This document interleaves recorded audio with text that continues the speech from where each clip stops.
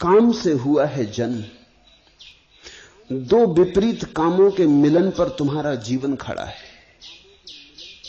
इसलिए करीब करीब असंभव है, मनोवैज्ञानिक के हिसाब से तो बिल्कुल असंभव है कि व्यक्ति काम वासना के पार हो जाए। धर्म शास्त्र भी यही कहते हैं। आत्म पुराण में बड़ा अद्भुत वचन है, कामेन विजितो ब्रह्मा कामेन विजितो हरा कामेन विजितो विष्णु सक्रा कामेन निर्जिता। काम ने जीता ब्रह्मा को, काम ने हराया शंकर को, काम ने हराया विष्णु को। काम से कौन कब जीता? काम से सब हारे। काम का बल तो प्रबल है, और जिसका जितना ज्यादा बल प्रबल है उसके पार होने में उतना ही संघर्षण होगा। इसलिए कहते हैं वैरी रूप काम। इस जगत में अगर टक्कर ही लेनी हो किसी से, अगर हिम्मत ही हो टक्कर लेने की, अगर संघर्ष करने का और योद्धा करने का, योद्धा बनने का रस हो, तो छोटे मोटे दुश्मन मत चुनना। ख्याल रखना, जितना बड़ा दुश्मन चुनोगे उतनी ही बड़ी तुम्हारी विजय होगी। छोटे मोटे को हरा भी दिया तो क्या सार है। कहते हैं जंगल में, ईसप की कथा है, एक गधे ने सिंह को चुनौती दे दी और कहा अगर हो हिम्मत तो आ मैदान में और हो जाए सीधा युद्ध। लेकिन सिंह चुपचाप चला गया। सियार ये सुन रहा था। उसने थोड़ा आगे बढ़ के सिंह को पूछा कि सम्राट बात क्या है? एक गधे की चुनौती को भी तुम स्वीकार नहीं किए? उन्होंने कहा पागल हुआ, अगर उसकी चुनौती मैं स्वीकार करूं तो पहले तो अफवाह उड़ जाएगी कि सिंह गधे से लड़ा, यह बदनामी होगी। ऐसा कभी हुआ नहीं, यह हमारी कुल वंश परंपरा में नहीं हुआ कि गधे से लड़े। लड़ना है गधे से, गधे को समाप्त कर दे सकते हैं, लड़ना क्या है। अगर गधा हारा तो उसका कोई अपमान नहीं, हम जीते भी तो कोई सम्मान नहीं। लोग कहेंगे क्या जीते? गधे से जीते। और कहीं भूल चूक जीत गया गधा, गधे हैं इनका भरोसा क्या? तो हम सदा के लिए मारे गए। इसलिए मैं चुपचाप चला आया हूं। गधे से झंझट में पड़ना ठीक नहीं। छोटे से अगर तुम उलझोगे, जीते भी तो छोटे से जीते, और काश हार गए तो छोटे से हारे। दुश्मन जरा सोच के चुनना।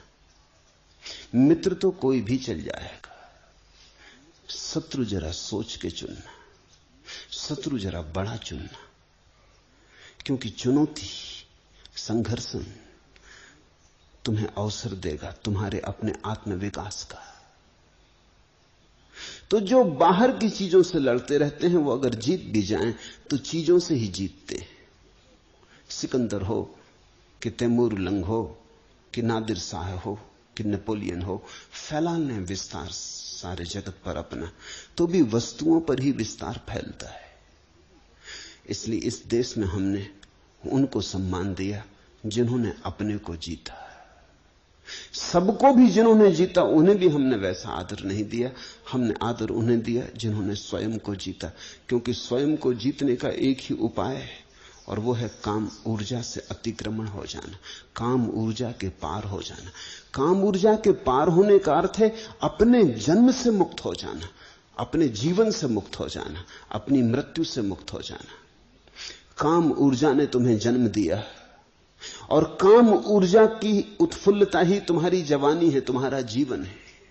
और जब काम की ऊर्जा थक जाएगी और विसर्जित होने लगेगी, वही तुम्हारी मृत्यु होगी। तो तुम्हारे जीवन की सारी कथा प्रथम से लेकर अंत तक काम की कथा है। अगर तुम इस काम के अंतर्गत ही बने रहे तो तुम कभी मालिक की तरह न जिए, एक गुलाम की तरह जिए। स्वयं का मालिक बनना हो, और अगर चुनौती ही स्वीकार करनी हो किसी की, तो स्वयं में छिपी इस चुनौती को ही स्वीकार कर लेना उचित है। इसलिए धर्मशास्त्र काम को वैरी रूप कहते। ये सिर्फ निंदा नहीं है, इसमें सम्मान भी छिपा है। वो ये कहते हैं कि अगर शत्रुता ही करनी हो तो काम से करना, क्योंकि कामेन विजितो ब्रह्मा, काम ने ब्रह्मा को भी हराया। कामेन विजितो हरा, काम ने महादेव को भी हराया। तो अब अगर लड़ने योग्य कोई है तो काम ही है। जिससे देवता भी हार गए हों, उसको ही जीतने में मनुष्य के भीतर छिपा हुआ फूल खिलेगा। जिससे सब हार गए हों, उसको ही जीतने में तुम्हारे भीतर पहली दफे प्रभु का साम्राज्य निर्मित होगा। भारत अकेला देश है जहां हमने बुद्ध पुरुषों के चरणों में देवताओं को झुकाया है। जब सिद्धार्थ गौतम बुद्धत्व को उपलब्ध हुए तो कथा है कि ब्रह्मा, विष्णु, महेश तीनों उनके चरणों में अपना नैवेद्य, अपनी पूजा चढ़ाने आए। जब महावीर परम ज्ञान को उपलब्ध हुए तो देवताओं ने फूल बरसाए। लेकिन देवता क्यों बरसाते होंगे फूल एक मनुष्य के चरणों में? इसलिए कि यह मनुष्य उस सीमा के भी पार जा चुका जिस सीमा के पार अभी देवता भी नहीं गए। अभी इंद्र भी अप्सराओं में उलझा है। अभी स्वर्ग में भी वही काम व्यापार चल रहा है जो पृथ्वी पर चल रहा है। थोड़ा व्यवस्थित चल रहा है, थोड़ा ढंग से चल रहा है। ज्यादा सुंदर स्त्रियां हैं, ज्यादा सुंदर देह है, ज्यादा लंबी आयु है, भोग की सब सुविधाएं, सामग्रियां हैं।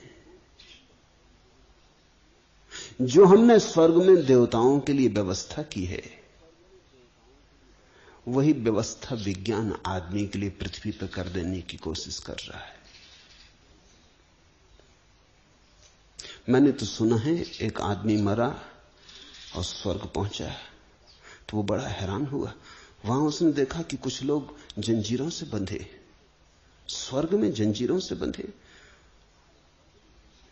उसने द्वारपाल से पूछा कि तो मुझे घबराहट का कारण मालूम होता, नरक में बंधे हो ये समझ में आता है, इस स्वर्ग में भी अगर बंधन है और लोग जंजीरों में बंधे हैं, ये किस तरह का स्वर्ग है?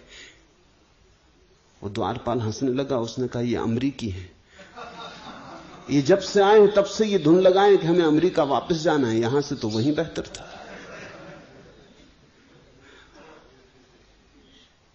विज्ञान कोशिश कर रहा है कि स्वर्ग को जमीन पर घसीट लाए, लेकिन जमीन पे विज्ञान स्वर्ग ले आए तो भी कोई फर्क नहीं पड़ता।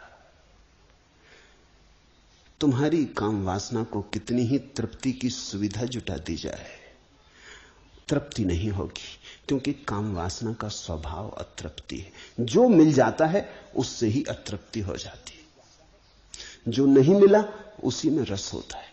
काम के स्वभाव को समझो, यही उसका बंधन है, यही उसका वैरी रूप। जो मिल जाता है वही व्यर्थ हो जाता है। जिस स्त्री को तुम चाहते थे मिल गई, जिस पुरुष को तुमने चाहा मिल गया, बस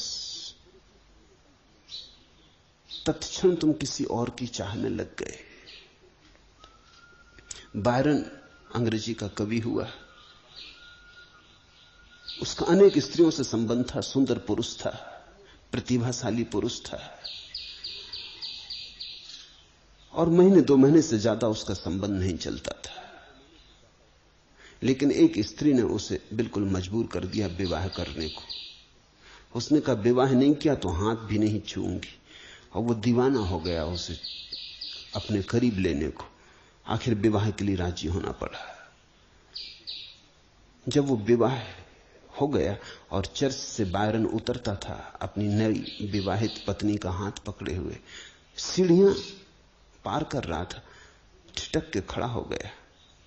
उसने अपनी पत्नी से कहा, आश्चर्य, मैं तेरे लिए दीवाना था, महीनों सोया नहीं, और अभी क्षण भर के लिए तेरा हाथ मेरे हाथ में है, लेकिन तेरा मुझे सुध भूल गई। राह से वो जो स्त्री जा रही, मेरा मन उसके पीछे चला गया। अभी विवाह नहीं हुआ और तलाक शुरू हो गया। जो मिल जाता है उसमें हमारा रस खो जाता है। तुम एक मकान बनाना चाहते थे, बहुत दिन से बना लिया, जब तक नहीं बना था तब तक खूब सपने देखे, खूब सोचा, खूब विचारा, वही धुन थी। फिर मकान बन गया। एक दिन अचानक तुम थके मांदे खड़े हो, कुछ भी तो नहीं मिला। अब तुम और दूसरा मकान बनाने की सोचने लगे। काम की लक्षण यही है कि वो तुम्हें कभी तृप्त न होने देगा। तृप्ति का वहां कोई उपाय नहीं। अतृप्ति की जलती हुई आग ही काम का स्वरूप है।